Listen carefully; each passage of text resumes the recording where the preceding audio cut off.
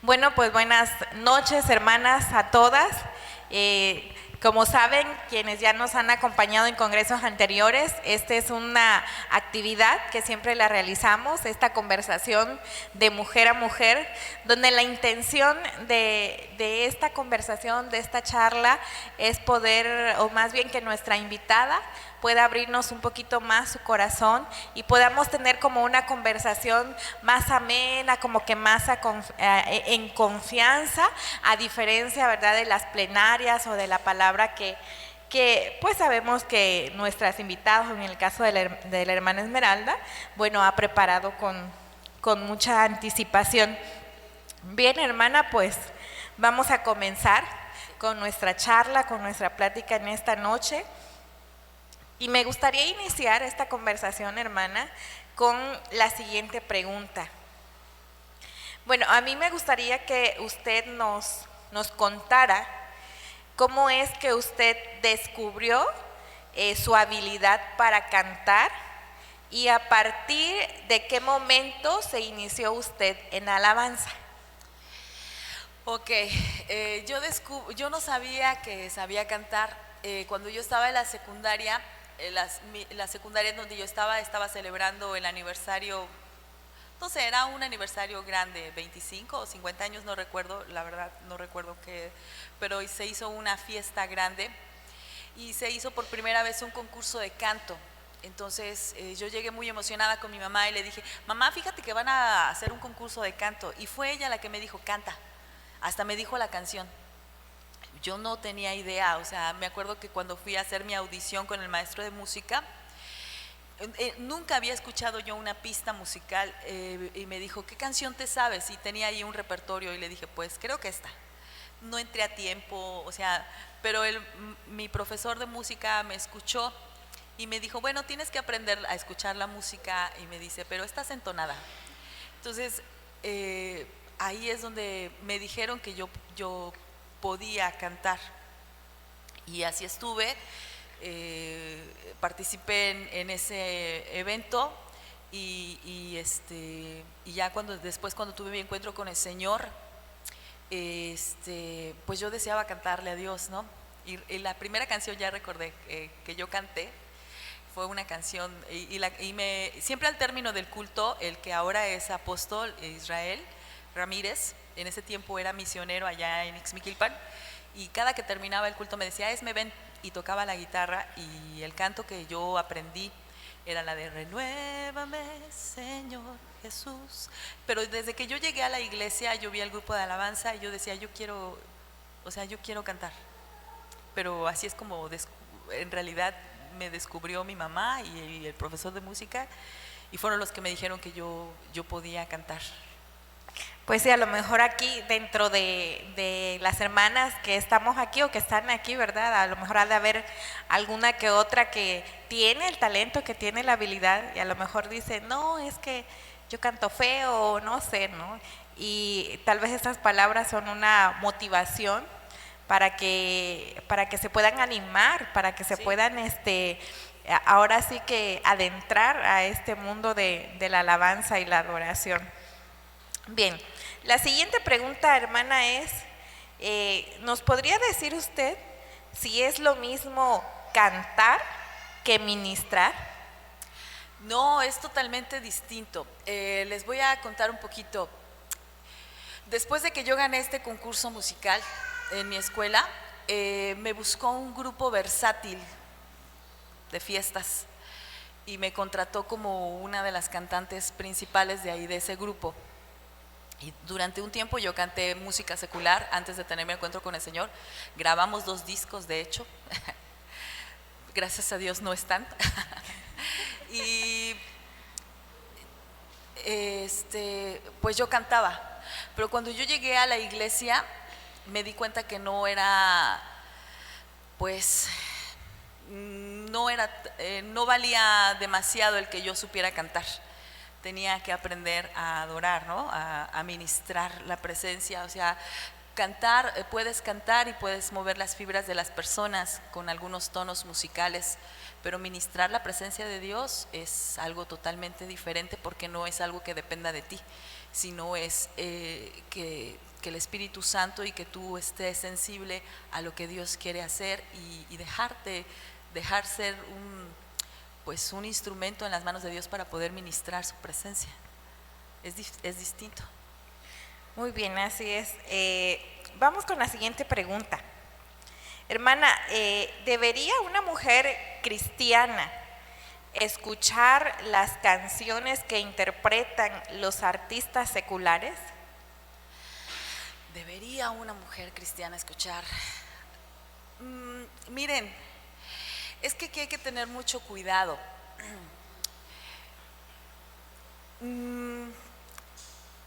Hay que saber con qué razón lo estás haciendo. Por ejemplo, hay artistas que puedes aprender alguna técnica vocal de ellas, pero debemos de tener cuidado de no, es que es algo peligroso, porque si tú escuchas a alguna cantante te vas a interesar por tu vida y su vida a lo mejor no es muy buena y te empiezas a contaminar de algunas cosas, ¿no? Las letras de las canciones pues no, obviamente no exaltan ni dignifican para nada al Señor, pero si tú lo ves como algo que puedas aprender alguna técnica vocal, esto me refiero a que hay que ser muy selectivos, o sea, una técnica vocal no te la va a enseñar.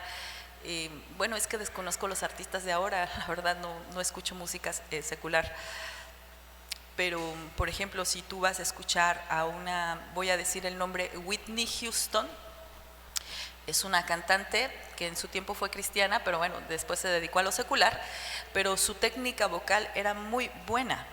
O sea, la escuchas y hay algo que quizás puedas aprender de ella vocalmente. Pero solamente si te gusta la música. Pero si vas a escuchar a un artista solamente por escucharlo, no vale la pena. Yo diría no. Entonces definitivamente no. Pues si no estamos metidos en la música o si no queremos aprender a poder nuestro instrumento, en este caso el instrumento vocal, poderlo ejercitar o saber cómo ejecutarlo, pues la verdad es que no vale la pena. Hay artistas quizás mundanos, por así decirlos, pero en esta época pues yo creo que no hay ninguno que valga la pena escuchar, ¿no? Quizás serían algunos del pasado, muy pasado, que su técnica vocal te podría ayudar, pero ahora pues la verdad no vale la pena. Muy bien. Hermana Esmeralda, ¿qué es la adoración profética? La adoración profética. Bueno, es que tenemos que entender qué significa adorar y qué es la profecía, ¿no? Entonces, adorar, bueno, lo hemos estado viendo ahorita en este congreso. Creo que Dios nos ha llamado a todos como iglesia a poder adorar y poder dar una palabra de parte de Dios. Hay una diferencia entre dar una palabra profética y ser profetas, ¿no? Dios nos escoge, Dios nos llama y creo que y la adoración profética creo que es algo que como iglesia no debemos de ignorar y debemos de procurar cada domingo que haya, ¿verdad? Que haya una palabra de parte de Dios y que en medio de la alabanza los músicos, los cantores puedan dar una palabra profética. Hay veces pensamos que es solamente así dice el Señor y el Señor dice, es una manera de dar una palabra o de adorar proféticamente. Pero creo que como iglesia es algo que cada uno de nosotros debe de desarrollar de manera personal también, siempre bajo la dirección del Espíritu Santo y bajo la dirección de nuestras autoridades, ¿no? Vuelvo al punto, hay veces podríamos emocionarnos y pensar que es una palabra de parte de Dios y a lo mejor es tu emoción, entonces hay que tener cuidado con la adoración profética y siempre pedir el consejo de parte de nuestras autoridades para que esta pueda ser verdaderamente una palabra de Dios. Amén, así es. Y quisiera hilar entonces, porque queda muy bien la siguiente pregunta, se la iba a hacer más adelantito, pero creo que nos hila muy bien en este momento. Una mujer adoradora debe ser diestra en lo espiritual para poder escuchar la voz de Dios? ¿Y cómo lograrlo? Pues indudablemente, o sea, yo creo que si queremos aprender a conocer la voz de Dios, tienes que invertir en tener tiempo con Dios. ¿Y cómo puedo tener tiempo con Dios? Pues a través de su palabra, a través de nuestras autoridades, a través de venir al culto, escuchar la palabra de Dios. Y bueno, yo creo que la mejor manera de conocer a Dios es eso, invirtiendo tiempo con Él y saber qué es lo que Él quiere, para que entonces tú puedas dar una palabra, ¿no? Y puedas adorarlo, puedas saber quién es el Señor. Para poder conocer a una persona hay que invertir, y se necesita invertir tiempo en la lectura, tiempo en la oración personal con Él, y tiempo también en medio de la congregación, en venir a la iglesia, estar en contacto con tus autoridades para entonces poderlo hacer.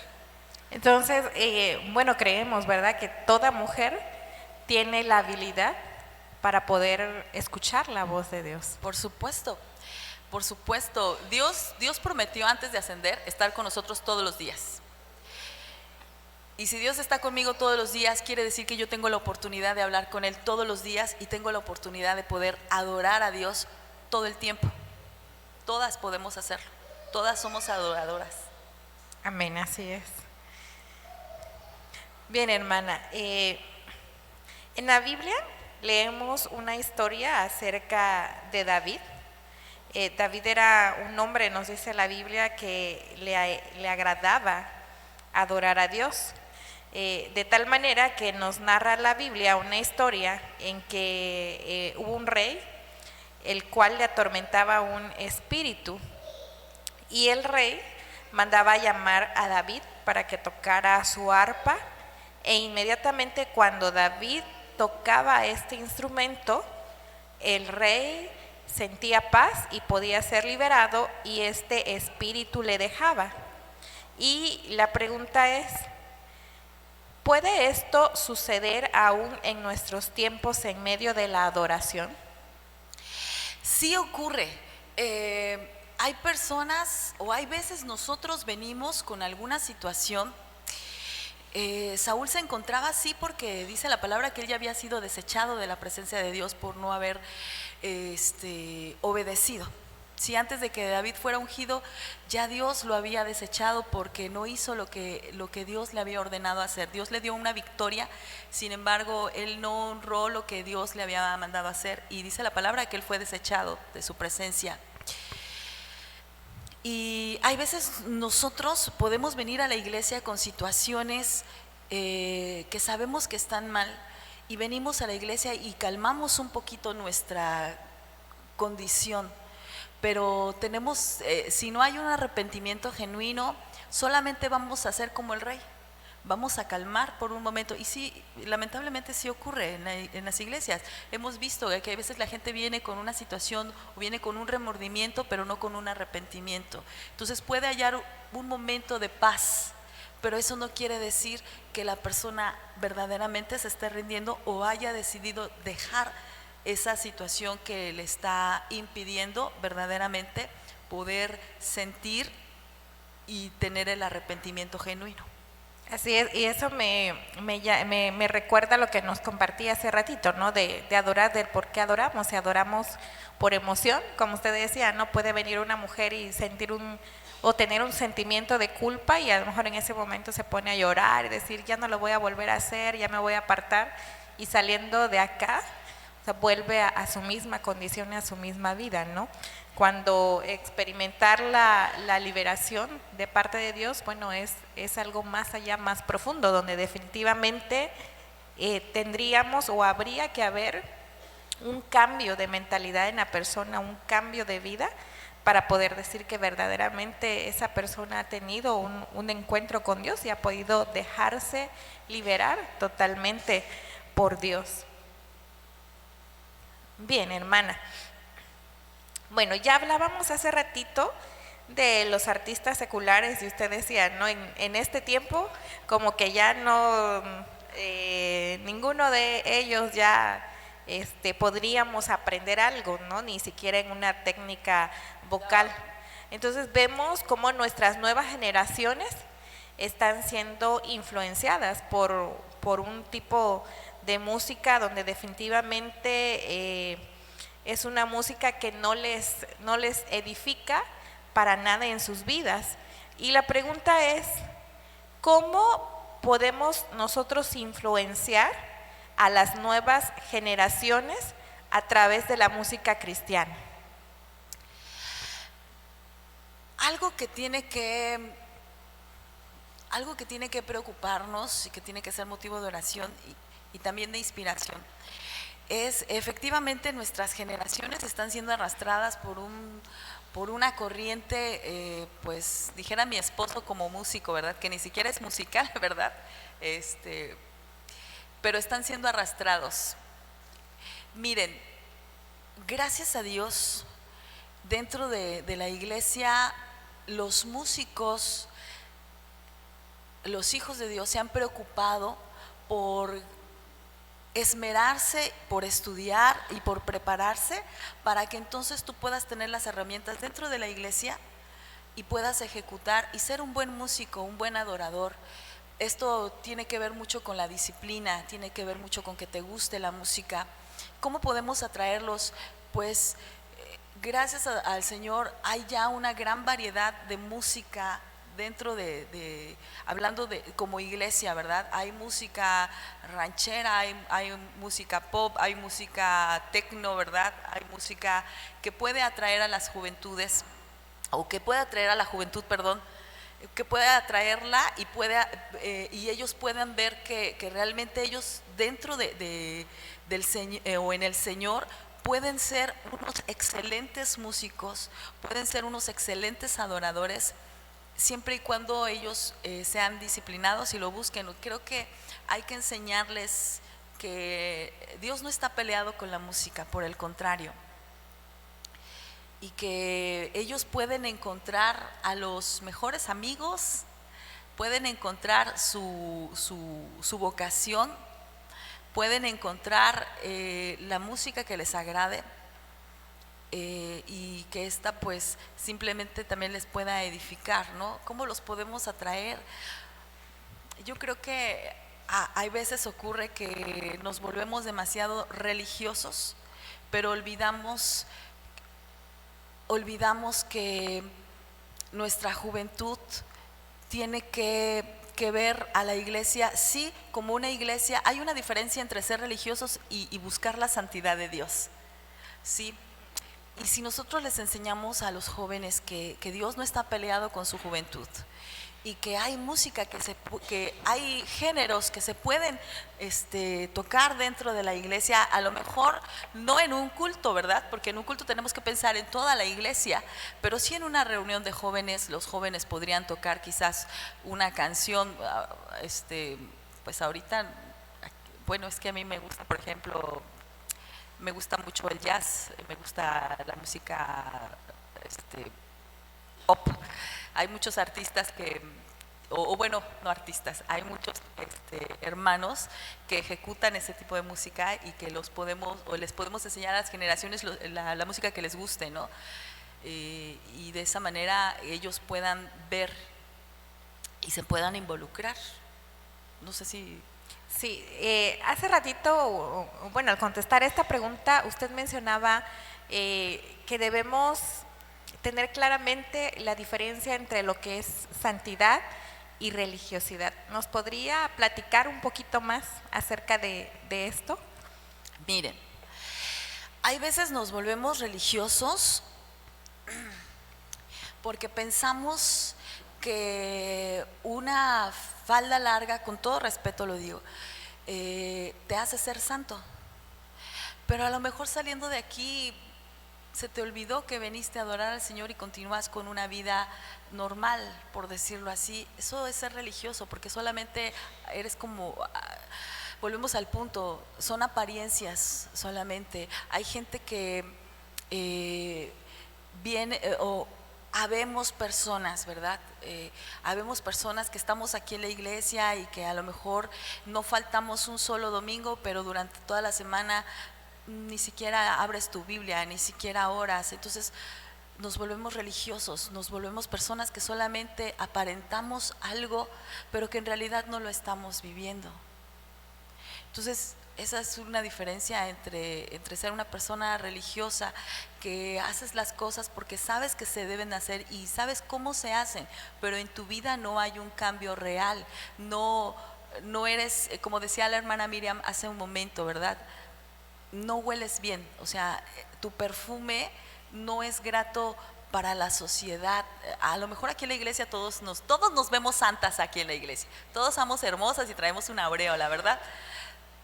Pero afuera, ¿cómo somos? Entonces, hay veces nos volvemos muy religiosas porque hacemos las cosas que sabemos que se deben hacer y que la gente ve que lo haces, pero en realidad no lo estás viviendo. O sea, no eres real con tus actos, con tus acciones. Vuelvo a repetir, aquí todas decimos Dios te bendiga, pero le dices Dios te bendiga a la persona que te está fastidiando en el trabajo, o cómo eres con los maestros de tus hijos, ¿verdad? Que a lo mejor no los están tratando bien y a lo mejor es la primera, hay que, no estoy de acuerdo y vamos a correr a la maestra. Eso no es ser santo, hermanas. O sea, ser santos es realmente, o la santidad tiene que ver con que tú puedas reflejar a Dios en todo lugar, no nada más cuando citas la palabra o cuando estás aquí, sino la gente de afuera, tus vecinos, tu familia, las personas con las que te rodean, verdaderamente puedan ver que haces la diferencia. En mi trabajo, cuando yo llegué al Señor, la persona que a mí me compartió de Cristo, Gaby, en el trabajo siempre decían, pregúntale a Gaby, porque Gaby nunca dice mentiras. Pero imagínense que digan, dile a Esme que le diga a los jefes que fue tanto y nos quedamos con tanto, al fin que ella va a decir que sí. Imagínense. Pero va a la iglesia. Nos volvemos religiosos, somos personas que solamente aparentan algo, pero que no lo estamos viviendo. Así es, muy bien. Bueno, hermana, déjeme decirle que por aquí nos contó un pajarito que, bueno, su esposo, el pastor Emanuel, él también es un ministro de altar y que además él sabe pues ejecutar varios instrumentos, ¿no? Y también canta, también ministra. Bien, y vemos que también usted lo hace. Entonces, la pregunta es, ¿cómo es la vida en casa de un matrimonio donde los dos tienen la habilidad de cantar y ministrar? ¿Se la pasan acaso adorando a Dios todo el día?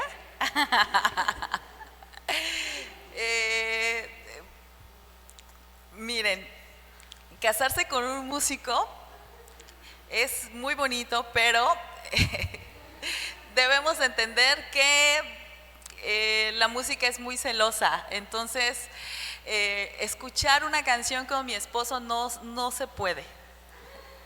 No se puede, porque yo estoy escuchando la letra, pero mi esposo está escuchando la música. Entonces, es frustrante para mí decirle, vamos a ver el concierto de, no sé, vamos a ver el concierto de Marcos Witt de los 25 años, por ejemplo.